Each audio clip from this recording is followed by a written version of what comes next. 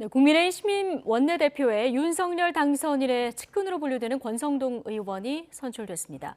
지명 초기 무난한 인선으로 평가받았던 한덕수 국무총리 후보자를 둘러싼 의혹이 잇따르면서 여야 공방도 거세지고 있는데요. 오늘 정치권 핫이슈 여야 의원 두 분과 짚어보겠습니다. 이소영 더불어민주당 의원 그리고 배준영 국민의힘 의원 두 분 모셨습니다. 어서 오십시오. 네, 안녕하세요. 예, 안녕하십니까. 자, 앞으로 집권 여당이 될 국민의힘 110석 의원들을 이끌어야 하는 원내대표에 권성동 의원이 선출됐습니다. 권성동 신임 원내대표 선출 직후에 YTN과 인터뷰를 진행했는데요. 관련 얘기 먼저 좀 듣고 오시죠. 윤석열 정부의 핵심 공약을 빨리 실천하고 또 법제화하는 것이 윤석열 정부 1기 원내대표의 책무가 아닌가 이렇게 생각을 하고 있습니다. 그래서 그런 부분에 있어서 정부와 발 맞춰서 또 야당을 설득하고 또 협조를 구해서 이러한 과제를 실천하도록 하겠습니다. 네, 자 윤핵관 대 비핵관 다소 좀 명확한 구도 속에 치러진 선거긴 했는데요. 배준영 의원님도 오전에 한 표 행사하고 오신 거죠? 네, 그렇습니다. 예, 결과를 보니까 102표 대 81표.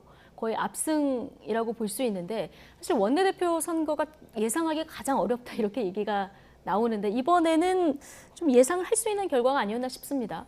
네, 8대2 정도의 네. 득표로 권성동 신임 원내대표가 선출이 됐습니다. 네. 그래서 윤핵관 대 비핵관으로 나누시는 거는 글쎄요, 좀 언론의 프레임입니까? 예, 언론의 프레임이라고 저는 예. 생각하고 저는 이번에 뽑은 게 윤핵관을 뽑은 게 아니고 민핵관을 뽑았다고 생각합니다. 네. 국민의 민심을 핵심적으로 관련해서 다루는 관계자를 뽑았다고 생각을 하는데요. 예. 이번에 좀 재미있는 장면도 있었습니다만은 이 조혜진 후보는 자기는 윤핵관이 되고 싶어 했는데 못된 미생 윤핵관이다 이런 말씀도 하셨고 네.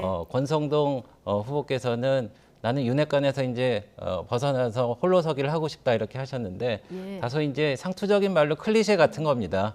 그렇지만은 이 두 분 다 윤석열 정부의 성공을 바라고 국민을 잘 떠받들고 그리고 국민의 민심을 대통령께 가감없이 전해주는 원내 사령탑이 된다는 거에서는 뜻을 같이 했고요. 네. 그 이준석 대표가 두 분의 이 공약에 관련된 팜플렛을 보시더니 네. 거의 차이가 없다고 말씀을 하셨기 때문에 누가 저희는 돼도. 그렇게 생각하고 있습니다. 알겠습니다. 네. 근데 윤석열 정부하고 호흡은 굉장히 잘 맞겠습니다만은 네. 자칫 당청 관계가 너무 일방적으로 흐르지 않을까 이런 우려의 시선도 좀 나오는데요. 네.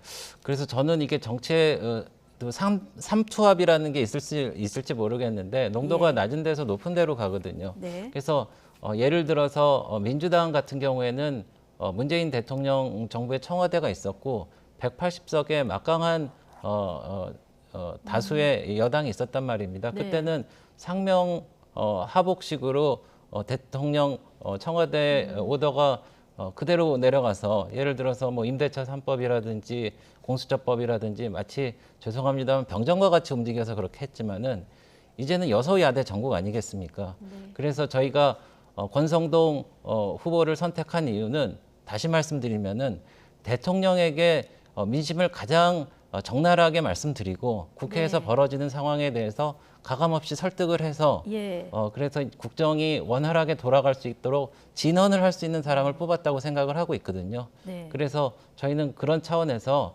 민핵관을 뽑았다고 생각을 하고 아마 잘하실 겁니다. 네. 여소야대 국면이 될 것이기 때문에 오히려 진언을 할 수 있는 그 원내대표를 당원들이 뽑았을 것이다. 의원들이 뽑았을 것이다. 이런 얘기를 해주셨는데 자 민주당 보시기에요. 박홍근 원내대표하고 호흡을 맞춰야 되는데 어떨 거라고 예상하십니까? 일단 오늘 이제 권성동 대표님 당선되신 거 축하드리고 싶고요. 네.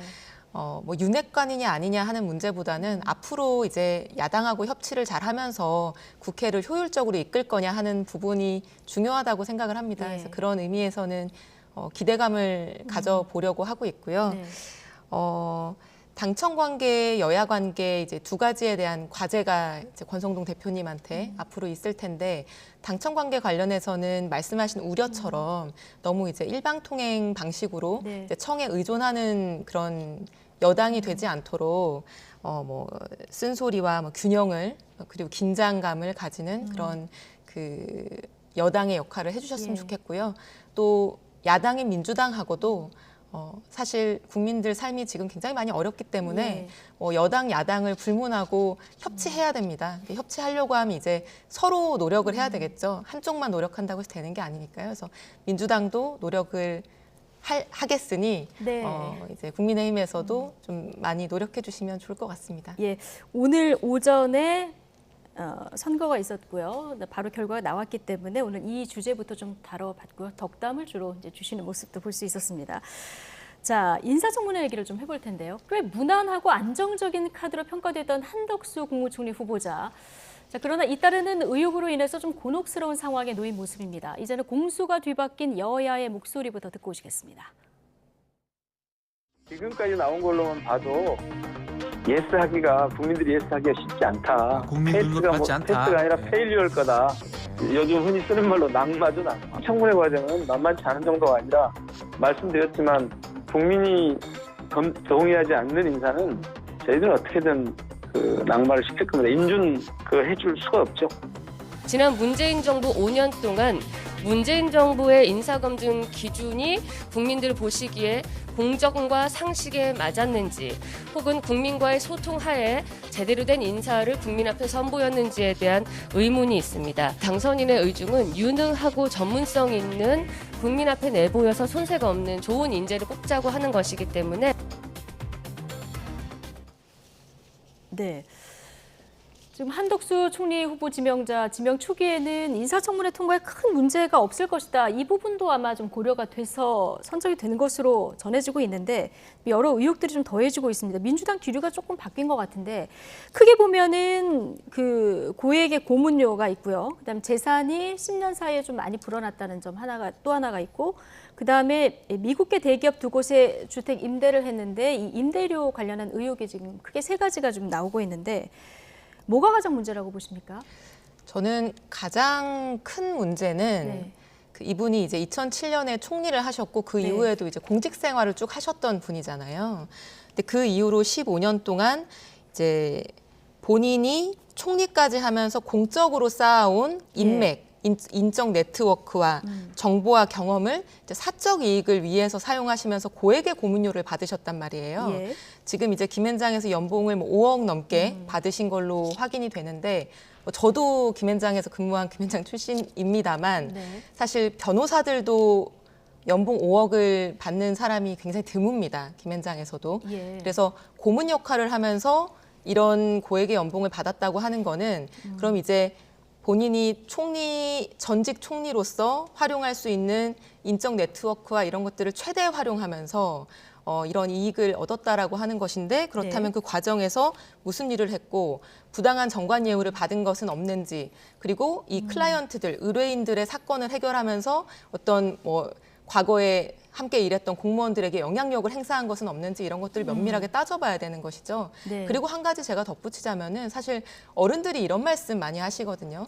돈이랑 권력 중에 하고 싶으면 하나만 선택해서 해라 이런 예. 얘기를 하잖아요. 근데 지금 총리 퇴직하시고 이렇게 뭐 많은 고문료와 또 사적 이익을 이제 얻으시면서 이렇게 재산 분리기를 해오셨는데 다시 또 공직에 들어가셔서 역할을 하신다라고 하면은 굉장히 엄격한 잣대가 들이대져야 된다고 생각합니다. 예. 민주당 TF가 내건 청문회 슬로건이 국민이 예스해야 패스하겠다. 눈높이에 안 맞으면은 낙마시킬 수도 있다 얘기가 나왔는데 오늘 바로 이제 한덕수 총리 낙마 이야기가 여당에서 나왔어요. 어떻게 보십니까? 네, 그 엄격한 잣대가 필요하다는 말씀에 저는 아주 충분히 동의하고요. 그리고 말씀하신 대로 청문회 기간 중에 아주 철저한 검증이 있어야 된다는데 동의합니다. 예. 근데 한편으로는 저는 여전히 그 민주당의 정체성이 내로남불이라는 거를 벗어나질 못하고 있구나 이런 생각이 드는데요. 민주당, 내가 한덕수를 추천하면 로맨스고 그리고 국민의힘이 한덕수를 국무총리를 하면은 불륜이 된다는 겁니다. 그래서 제가 볼 때는 한덕수 총리 후보자는 정치인이 아닙니다. 공직자입니다. 그래서 그 김대중 정부 때 통상교섭본부장을 했고요. 그리고 노무현 정부 때 경제부총리, 국무총리를 하고 이명박 정부 때 주미대사를 하고 그랬지 네. 않습니까? 그래서 통상 부분에 전문가입니다. 그리고 역설적으로 한덕수 예. 총리 후보자를 불러낸 건 바로 민주당입니다. 지금 문재인 정부 들어서 이제 정말 20개월 만인가요? 그 무역 수지 지금 적자를 보고 있지 않습니까? 예. 그리고 한미 관계가 굉장히 흔들리고 있습니다. 한미 통화 스와프도 지금 안 하고 있죠. 그리고 군사 훈련도 제대로 안 하고 있는 이런 상황이기 때문에 오히려 안정감 있는 통상 부분 전문가가 나와야 할 필요가 있다고 생각을 합니다. 예. 그리고 여기 이소영 의원님도 김현장에서 근무하셨지만은 김현장에서 근무하셨다고 국회의원 하시면서 사적인 이익을 편취하지는 않으시지 않습니까? 그리고 지금 사적 이익 관련해서 이제 법안도 나와 있고 저희가 신고도 해야 되고 등록도 해야 되고 그러기 예. 때문에 그거는 충분히 해야 검증을 할 수 있는 부분이라고 생각을 하고 있고요. 그리고 국민 눈높이에 보기에 다소 많은 소득을 거두지 않았나 이런 생각을 하는데 그건 또 생각하기 나름인 것 같습니다. 예를 네. 들어서 2013년도에 미국에서 우리나라 세탁기가 너무 싸게 들어온다고 해서 반덤핑 관세를 물여갖고 예. 우리나라가 7,500억을 손해를 봤습니다. 그거를 우리나라 우리 법조계에서 소송을 제기해서 WTO에 제소해서 950억을 받아냈단 말이죠. 네. 그 역 관세를 매길 수 있게. 그러니까 그런 역할을 했다고 그러면은 그런 대우를 받을 수도 있을 텐데 네. 어쨌든 이런 관계들은 사적인 이익을 편취하지 않았는지 부당한 영향력을 행사하지 않았는지 예. 세금을 제대로 냈는지는 네. 이번에 청문회를 통해서 충분히 드러날 겁니다. 알겠습니다. 절차상 문제가 있는지 이해 충돌에 걸리는 게 있는지 없는지 이걸 좀 꼼꼼히 따져보면 될 그렇습니다. 일이다 이런 네, 말씀이신데. 근데 쟁점이 예. 사실 그게 아니고요. 네. 김현장에서 근무한 사람은 공직에 나오면 안 된다라는 거를 지적하는 것이 아니라 이분이 변호사도 아닌데 로펌에서 연봉을 5억씩 받았다라고 하는 것은 공적으로 총리로서 경제부총리로서 쌓았던 여러 가지 공적 인맥과 여러 가지 정보 경험들을 사적 이익을 위해서 활용했던 네. 그 기간 동안에 그 어떤 활동들이 정당했는지 그 과정에서 문제는 없었는지 이제 그것을 지적하는 제가 것이기 때문에요. 잠깐 예. 제 그리고 또 말로는 한 가지 말씀을 드리면 네. 15년 전에 노무현 정부가 이분을 기용했다고 해서 이번에 검증을 하는데 뭐 내로남불이다 이렇게 얘기하는 건 온당한 비판이 아니고요. 15년 동안 대한민국이 굉장히 발전했습니다. 예. 국민들의 눈높이도 높아졌고요. 그럼 15년 전의 기준과 지금의 기준은 당연히 달라져야 되는 것이죠. 그리고 그 예. 15년 동안 이분이 재산을 증식하고 민간 기업들을 위해서 어떤 일들을 했는지는 당연히 밝혀져야 되는 거 아니겠습니까? 예. 그렇기 때문에 과거 노무현 정부에서 이랬다고 다 프리패스를 줄 것 같으면 앞으로 다 이렇게 이전 정권 뭐 회전문 인사를 예. 활용하겠죠. 근데 예. 그건 바람직하지 않지 않습니까? 그래서 예. 검증이 필요합니다. 예. 제가 짧게 반박하고 말씀드리겠는데요. 변호사가 아닌데 왜 5억이나 받느냐 하는 거는 글쎄 이게 옳은 프레임인지 모르겠습니다. 왜냐면은 변호사이기 때문에 했다는 건 오히려 김현장이나 뭐 다른 로펌에서 예를 들어서 대법관이나 무슨 법관을 하셨던 분들이 뭐 법원에 나가서 이런 영향력을 행사하시고 그렇게 하면은 또 돈을 많이 받아야 되는 건지 그리고 한편으로는 이런 통상관계에 있어서는 그 미국의 통상관계자들이 있을 수가 있을 거고요. WTO에 그런 통상 관련된 예. 분들이 있을 텐데 그런 우리나라의 적법하고 정당한 의견을 평소에 인맥과 어떤 그 네트워크를 통해서 말한 것은 그렇게 그 가치가 없는 건지 그런 거에 대해서 국민들은 다시 되물을 수도 있을 것 같습니다. 알겠습니다. 어쨌든 청문회 과정에서 한덕수 총리 지명자의 소명이 있을 테고요. 자, 이걸 또 지켜보고 이제 판단을 국민들께서 하실 텐데 민주당 검증 기준을 보면은 문재인 정부의 7가지 인사 기준이 있지 않습니까? 이거를 준용하고 여기에 이제 시대 정신을 더해서 하겠다 이런 얘기를 했습니다. 근데 국민의힘에서는 이런 얘기를 해요. 야당이 안 된다고 했는데 임명한 장관이 34명인데 민주당에서 이렇게 얘기할 자격이 있느냐 이런 입장도 나오고 있는데 어떻게 보십니까? 그렇게 얘기하면 안 되죠. 왜냐하면 이 인사검증이라고 하는 게 사적으로 하는 게 아니지 않습니까? 예. 국민을 대신해서 인사를 검증하는 것이기 때문에 이거를 게을리할 수 없는 것이고요. 집권 여당의 역할과 야당의 역할이 이제 각자 중요하고 존중받아야 되는데 정부 여당은 좋은 후보를 잘 찾아서 국민들 앞에 내놓아야 되는 책임이 있는 거고요. 예. 그걸 위해서 뭐 노력했지만 부족한 부분이 있을 수 있겠죠. 그런데 야당은 뭐 국민의힘이나 민주당이나 야당을 할 때는 당연히 그 국민 앞에 올려져 있는 그 인사, 총리 후보자 얼마나 중요합니까? 그래서 그 인사에 대해서 국민의 눈높이를 가지고 엄정하게 검증할 책임이 있기 때문에 그런 부분은 여당일 때 뭐 어떻게 했다고 해서 야당일 때 이거를 칼날이 무뎌져라 뭐 이렇게 네. 얘기할 수는 없는 것 같습니다. 자, 네, 그 인사청문회 관련해서는 적어도 민주당에서는 할 말이 없을 것 같습니다. 왜냐하면은 인사청문회 제도 자체를 완전히 무력화시켰습니다. 사실 이 국무총리자 후보자 인준 관련해서는 국회에서 표결을 해야 되지만은 장관은 그냥 그 인사청문 결과만 보고받고 대통령이 임의를 정하면 되는데 앵커님께서 말씀하신 대로 30몇 차례를 부적격 의견을 내거나 아니면은 사실 보고서조차를 내지를 않았는데 전부 통과시켰거든요. 근데 이제 국민의힘에서 이런 얘기를 했죠. 예. 예, 그러니까 저희가 그런 얘기를 했고 민주당에서 완전히 무력화시켰는데 이제 와서 이제 그 예전에는 통과시켰던 분을 이제 와서는 안 된다고 그러는데 예를 들어서 이겁니다. 그 박남춘 청와대 인사수석이 그때 풍부한 국정 운영의 경험이 있어서 예.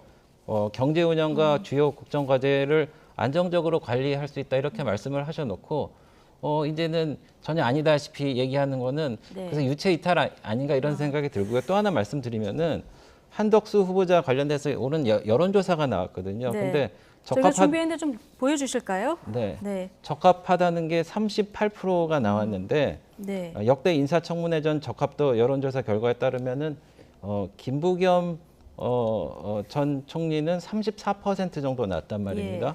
그리고 정세균 총리도 한 42% 정도 나왔으니까 여론으로 봐도 국민적인 여론으로 봐도 통과시키는 게 이상한 게 아닌데 네. 이제 민주당에서 이제 새로운 프레임을 씌워갖고 이제 이것을 무력화시키는 거에 대해서는 아마 국민적인 역풍이 있지 않을까 저는 생각을 알겠습니다. 합니다. 어쨌든 여론조사 말씀해 주셨는데요. 적합하다가 38, 적합하지 않다가 22. 그런데 지금 의견을 유보한 경우도 39% 정도 되기 때문에 앞으로 어떤 의혹이 불거질지 또 소명이 얼마나 잘 될지 이 부분이 굉장히 중요할 것 같습니다. 그 지방선거 한덕수 총리 예. 후보자의 적합도를 볼 때는요. 네. 그 정권 초기와 말기가 사실 저 적합도 조사는 다를 수밖에 없습니다. 네. 그래서 김부겸 총리나 정세균 총리와 비교할 것이 아니라 예. 문재인 정부 초대 총리였던 이낙연 총리 때의 적합도 여론조사하고 비교하는 것이 맞고요. 네. 그때하고 비교하면 20% 정도가 적합하다는 의견이 낮습니다. 예. 그 부분을 좀 주목해야 정권 된다고 생각을 합니다. 초반과 중후반을 비교할 일은 아니다. 네. 자, 이런 말씀까지 들어봤고요.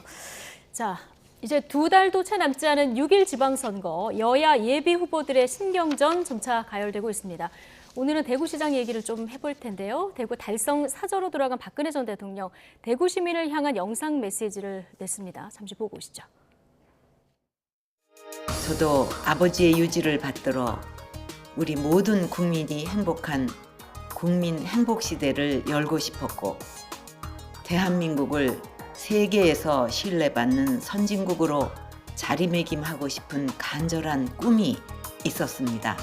제가 이루고 싶었던 꿈은 다 이루지 못하였지만 못다한 이러한 꿈들을 저의 고향이자 유영아 후보의 고향인 이곳 대구에서 유 후보가 저를 대신하여 이루어 줄 것으로 저는 믿고 있습니다. 지난번에 대구 달성에 내려가셔서 성명을 발표하실 때 못다 이룬 꿈을 이룰 사람이 누구냐 굉장히 관심을 가졌었거든요. 유영아 변호사였던 겁니까? 글쎄요. 제가 뭐 저는 화면에 나타난 사실로만 보여지니까 그런데 아마 이게 무슨 특별한 정치적인 의미라기보다는 예. 유영아 변호사를 대구시장으로서 지지한다는 그런 말씀인 것 같습니다. 예. 사실상 첫 정치 행보에 나섰다고 봐도 되는 측면이 있을까요? 박근혜 전 대통령. 대통령이. 예. 글쎄 그렇게까지 말씀하시는 건 좀 나아간 것 같고요. 예. 그리고 지금 어쨌든 박근혜 전 대통령께서 예. 4년이 넘는 기간 동안 옥고를 치루었는데 네. 한 변호사가 그렇게 헌신적으로 도와주고 또 연락도 하고 이제 정치를 한다고 나섰는데 네. 아마 그런 지지 선언이라든지 부탁을 했을 때 그것을 네. 거부하기 아마 좀 힘드시지 않았을까 그런 생각을 하고요. 네. 다시 말씀드리지만은 그런 정치적인 판단이라든지 지지 선언은 네. 본인의 몫이기 때문에 제가 뭐라고 말씀드리긴 좀 어렵겠습니다. 예, 지금 속보가 한 가지 들어와서 전해드리고 가겠습니다.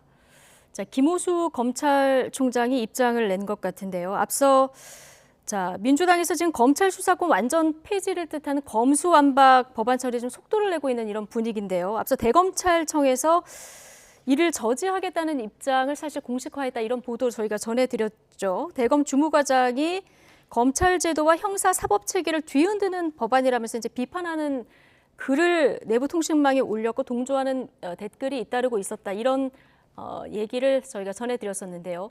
김호수 검찰총장이 현 상황을 매우 무겁게 받아들이고 있다 이런 얘기를 했고요. 심사숙고해서 올바른 결정하기를 정치권에 간곡히 요청한다. 자, 이런 입장이 있었습니다. 그러니까 지금 검찰에 남아있는 수사권을 이제 완전히 없애자 민주당에서 이런 법안이 추진되고 있는 데 대한 반대 의견을 검찰총장도 오늘 공식화한 것으로 보이는데요. 저희가 관련 주제 잠시 뒤에 여야 의원 두 분과 더 얘기를 나눠보도록 하겠습니다. 자, 못다한 이야기 조금만 더 하고 그리고 이 주제 다뤄보도록 하겠습니다. 자, 박근혜 전 대통령 너무 이제 과한 해석으로 나가지 말라 얘기해 주셨는데 영향력은 실제로 대구시장 선거에 어느 정도 메시지를 냈으니까요?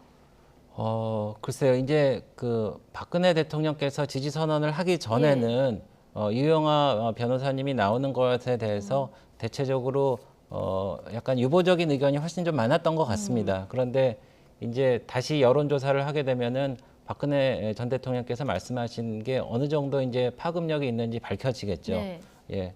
그래서 그거를 그 결과를 보고 얘기를 해야 될 것 같습니다. 예. 지금 대구에서는 대구시장에 출마한 민주당 후보가 있습니까? 네, 그 서재헌 예. 지역위원장이라고요. 대구 동구 갑의 지역위원장을 맡았던 예. 만 42세의 아주 젊은 예. 정치인입니다. 네. 그래서 그 여의도 증권맨 출신으로 이제 영국에서 MBA까지 하고 온 경제통이고요. 네. 젊은 바람을 대구에서 일으켜서 좋은 결과를 만들 수 있지 않을까 기대하고 있습니다. 예. 홍일학 전 대구시 경제부시장은 안 내셨군요. 어제까지 공천 신청한 결과로는 공천 신청을 하시지는 않았습니다. 알겠습니다. 자, 윤석열 당선인이 다음 주부터 지역 순회를 시작할 거고요. 첫 방문지가 대구 경북 지역입니다. 박근혜 전 대통령과의 만남을 좀 염두에 둔 어떤 일정을 짰다고 보면 될까요? 이제 대통령 선거가 네. 끝나면은 이제 사람들이 궁금합니다. 과연 그 대통령 당선인께서 후보 때 했던 약속, 공약을 과연 이행할 것인지, 그리고 그동안 많이 도와줬는데 그래도 와서 한번 손 한번 안 잡아주나 이런 생각을 하시거든요. 네. 그래서 대구로 첫 방문지로 하신 거는 뭐 적절하다고 생각하고, 대구에 지금 전직 대통령인 박근혜 대통령께서 지금 계시기 때문에 가셨는데 안 만날 이유가 없다고 생각합니다. 그런데 다만 오늘 같은 상황은 유영아 변호사가 대구시장을 출마한다는 선언을 했고 그걸 지지 선언을 하셨기 때문에 이제 대통령 당선인이 박근혜 전 대통령을 만난다는 것에 대한 정치적인 함의를 사람들이 이제 여러 가지로 해석할 여지가 있기 때문에 네. 그게 좀 고려 요소가 될 것 같습니다. 예, 알겠습니다. 자, 대구시장 선거 얘기는 여기까지 하고요. 조금 전 저희가 속보로 전해드린 내용 지금부터 좀 다뤄볼 텐데요. 검찰이 좀 긴박하게 돌아가고 있는 것 같습니다. 자, 대검찰청에서 검수완박 추진에 공식 반대 입장문이 조금 전에 발표됐죠. 김호수 검찰총장 이름으로 공식적으로 나왔는데 지금 민주당에서는 검찰 수사권, 남아있는 수사권도 이제 완전히 없애자, 이런 법안들을 추진하자, 이런 목소리가 지금 좀 커지고 있는 이런 상황인 것 같은데요. 일단 오늘 오전부터 보면은 대검 내부 통신망에 반대를 하는 이런 글이 올라왔고요. 지금 김호수 검찰총장이 조금 전에 이제 공식적으로 이런 반대 입장을 표명한 상황이 된 건데 어떻게 보고 계십니까? 일단 검수완박이라는 표현은 네. 뭐 공식적인 표현이 아니고 더 적합하거나 정확한 표현은 수사권과 기소권을 분리하는 것이죠. 네.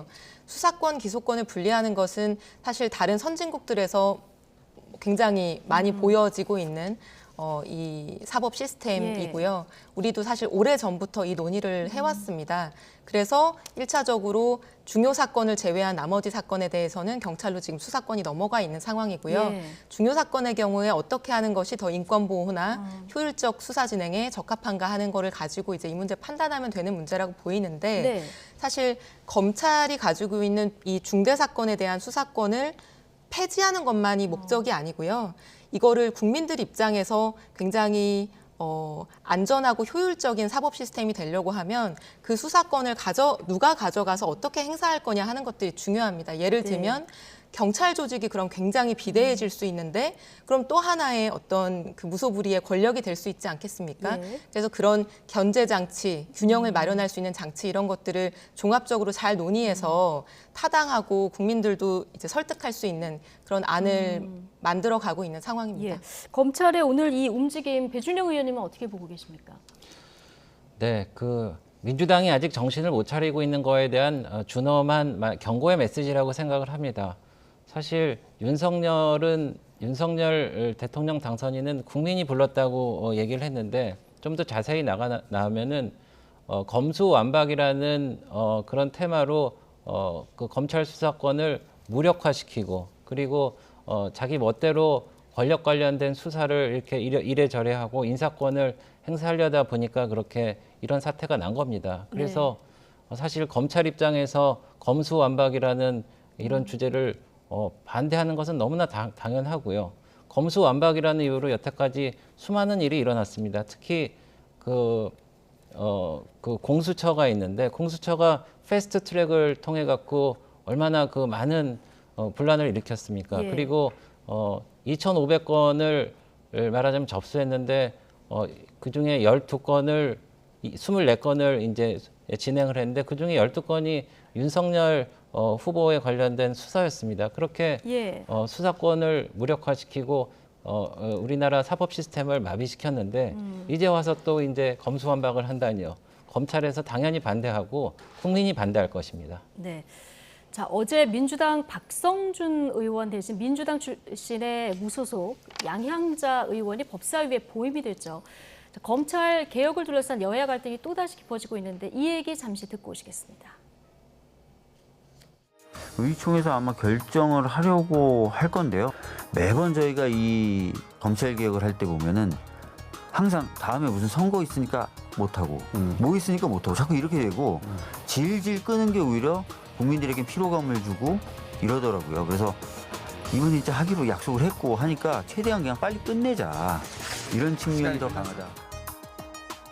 민생과는 아무 관계가 없는 민주당의 정략적 법안 처리를 위해서 민주당이 획책하고 있는 것으로 보이는 이 법사위 사법인 문제를 국회의장이 동조한다면 국회의장이 자격이 없는 것입니다. 박병석 국회의장께서는 즉각 이 원천무효 사태를 사과하시고 다시 복구시키길 바랍니다. 네, 김기현 전 원내대표가 이제 어제 국회의장실 항의 방문까지 했는데 법사위 사보임 문제 좀 강력하게 지금 비판을 하고 있는데요. 구체적으로 어떤 부분이 문제가 되는 겁니까? 시청자 여러분들 아시기 때문에 간단하게 예. 설명드릴게요. 결론적으로 말씀드리면 이렇게 그 법사위의 구성을 바꿔갖고 결국 검수완박을 네. 마파람에 개눈 감추듯이 해치우겠다는 얘기입니다. 지금 법사위 구성이 민주당이 12명이고 저희가 6명인데 원래 이게 법안 소위에서 잘 진행이 안 되면 안건 조정 소위로 들어가서 여야 동수로 하게 돼 있거든요. 네. 그러니까 여당 셋, 야당 셋 해야 되는데 지금 구조로 가면은 민주당 셋, 국민의힘 셋이 되니까 조정이 안 되는 거예요. 예. 그러니까 민주당의 12명 중에 1명을 그냥 무소속으로 갈아치운 겁니다. 예. 그럼 4대2 구도가 되는 4대2 겁니까? 구도가 되는 거죠. 그래서 검수완박을 이제 정권 알기에 마음대로 해치우겠다는 거니까 이거는 정말 어이가 없는 겁니다. 저희가 협치를 해야 되고 통합을 해야 되고 앞으로 여야 관계를 풀어 나가야 되는데 예. 먼저 선전포고를 한 것이나 다름없고요. 네. 그것을 박병석 국회의장께서 받아주어 주시고 그렇게 처리했다는 거에 저희가 정말 경악을 금치 못하겠습니다. 그래서 오늘 아침에도 원내대표를 뽑는 그 상황에서도 예. 우리 전직 김기현 원내대표께서 국회의장을 만날 때까지 몇 차례 찾아간 겁니다. 자, 이소영 의원께서는 검수완박 이 표현 적절하지 않다고 하셨으니까 수사권과 기소권의 완전 분리 지금 민주당에서 추진을 하고 있는데 현 문재인 정부 임기 내에 지금 통과시키겠다 이런 입장입니까? 아니요, 지금 논의 중입니다. 논의 중입니까? 네, 지난주에 이제 정책의총을 통해서 여러 가지 의견이 나왔고요. 뭐 이번 주에도 이제 3번의 간담회를 통해서 토론 중이고 다음 주에 또 뭐 장시간의 의원총회를 통해서 논의할 예정이기 때문에 뭐 그게 최종안이다, 그렇게 할 예. 것이다 이런 상황은 아니라고 제가 말씀드리고요. 예. 그 양양자 의원 사보임건 관련해서는 저는 국민의힘 반응이 좀 과한 데다가 성급한 반응이다 이렇게 생각이 드는데요. 말씀하신 것처럼 비교섭단체가 있으면 안건조정위원회 할 때 비교섭단체가 들어가게 되죠. 근데 이번에 새로 그 비교섭단체가 들어가는 게 아니고요. 원래 열린민주당의 최강욱 의원이 비교섭단체 몫으로 법사위에 있었습니다. 법사위에 한 명은 민주당이나 국민의힘이 아닌 다른 소속의 정당으로 지금 원래 합의가 되어 있는 상태였거든요. 예. 그때 대선 과정에서 열린민주당이 민주당과 합당하면서 비교섭단체의 몫이 없어졌기 때문에 이제 기재위에 3명이나 몰려있는 예. 비교섭단체 의원을 사보임한 것으로 제가 알고 있고요.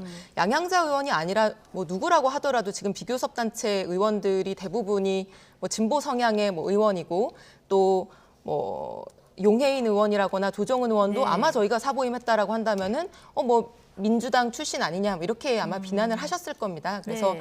이게 구체적으로 법안이 뭐 진행이 되고 논의가 될 때 그렇게 비판하시는 건 모르겠는데 그냥 의원 한 명이 기존의 이 구성 합의에 따라서 사보임된 것을 가지고 뭐 너무 선전포고다 이렇게 예. 말씀하시는 것은 성급해 보입니다. 민주당에서는 지금 한동훈 검사장이 며칠 전에 이제 무혐의 처분을 받지 않았습니까? 이 네. 이후에 지금 이 목소리가 좀 강해지고 있는 것 같은데요. 네, 그렇습니다.